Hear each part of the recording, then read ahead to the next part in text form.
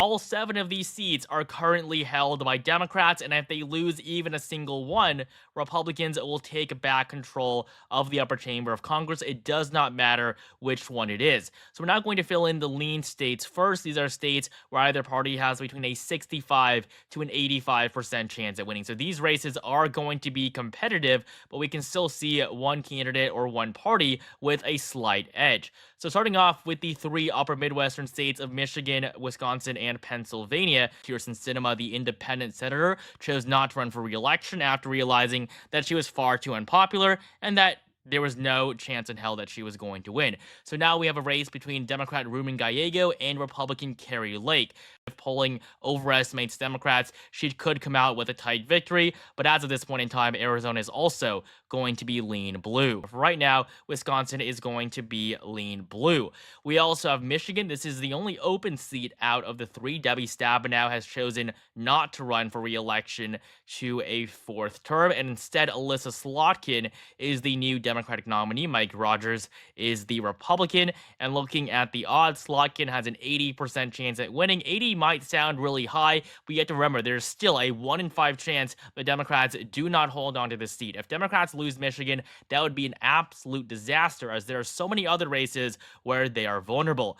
And then finally, we have the election in Pennsylvania. We're going to begin up in Montana, where Jon Tester is on track to lose his seat to Tim Sheehy. He was able to barely hold on in 2018 when he won his 3rd term. He defeated Matt Rosendale by 3.6%, but this was a blue wave year. These were under very favorable circumstances for the Democratic Party in general, and this time around, we have a Senate race in a presidential year where Donald Trump is going to defeat Kamala Harris in Montana by 15 to 20 points, which is why Jon Tester now is on track to lose. Tim Sheehy has a 78% chance at flipping this seat and become the newest senator from the state of Montana. So the state is going to be lean Republican on our map. And finally, in Ohio, we have Sherrod Brown, who is extremely vulnerable and probably going to lose his re-election this time around. In 2018, he barely survived, winning by 6.8%.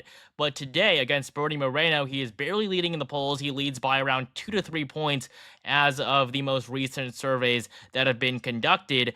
And considering that he's running the state that Trump is going to win by upwards of 8 to 10 points, he really doesn't have that much of a chance. And so, according to Polymarket, Sherrod Brown has a 51% chance at winning re-election, Moreno at 48%, but Moreno's odds have been going up in the past few weeks. In fact, at one point in August, he had just a 39% chance at winning. We are going to see this market flip very soon. Republicans will be favored here as the polling is increasingly becoming more and more favorable for the GOP. So right now, Ohio is going to be tilt blue, but I would be surprised if it didn't become tilt red in just the next few days. The Keystone State is the most important election in the presidential race, and that is why it's going to be a lot more competitive for Bob Casey than it was 6 years ago. In 2018, he was reelected by a double-digit margin. That isn't going to happen this time around. Looking at the odds, Casey has an 85% chance at winning, but in terms of the margin, it is no doubt going to be in the single digits, probably less than 5. So Pennsylvania Senate race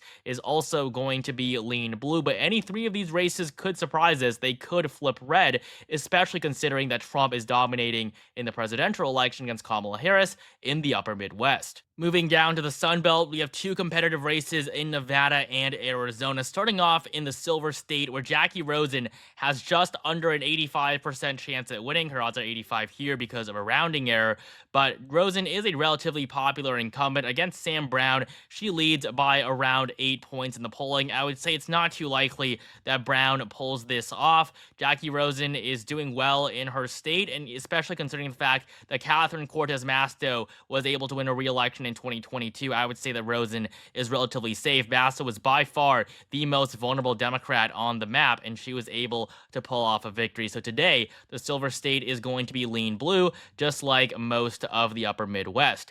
We also have the election in Arizona. This time, we do not have an incumbent. Republicans are the overwhelming favorites to win the 2024 Senate elections, according to Polymarket's election forecast. They have a 74% chance at taking back control of the upper chamber of Congress, which they have not won since 2018, while Democrats have just a 26% chance at maintaining their slim majority. For the GOP, though, they're easily going to win in North Dakota, Wyoming, and Utah. The special election in Nebraska is going to be solid red. We also have Missouri, Tennessee, Mississippi, Indiana, as well as West Virginia. This is the first flip on the map in favor of the Republicans. We'll begin by filling in the solid states for both parties, states where either the Democrats or the Republicans have a 95% chance or more of winning. And so starting off with the safe blue seats in the Northeast, we have New York, Vermont, Maine, Massachusetts, Connecticut, Rhode Island, and Delaware, all expected to re-elect their incumbent Democratic senators. And so this will give the Democrats 39 seats. The Republicans, though, they already start off with 38, which gives them a huge advantage. They're simply not defending as many seats, and so they will not be spread out as thin across the country like the Democrats, who are forced now to defend a huge number of competitive seats in states all across the country. Back in 2018, nobody thought that Scott was going to defeat Bill Nelson, who was the incumbent Democratic senator running for a fourth term. But in the end, by the narrowest of margins, Scott came out with a victory. If he could defeat a very popular incumbent at the time, now this time around when he is the incumbent in 2024, there's no doubt he is going to win once again. The only reason why he's not winning is because this is a Senate election with national implications. As a Republican, many Democrats fear that Hogan is going to vote for the Trump agenda, and that is the only reason why they're not siding with him. Angela also Brooks, the only reason she's going to win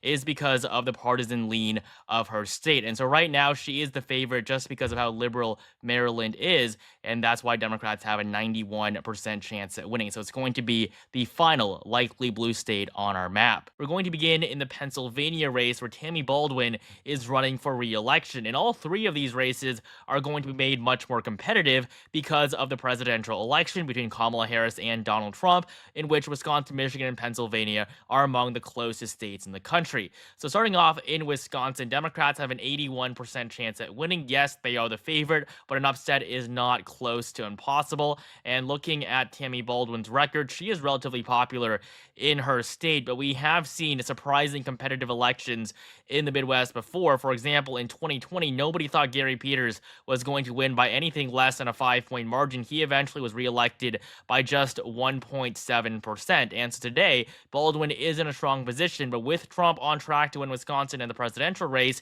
he could help Republicans there and unseat the incumbent Democrat.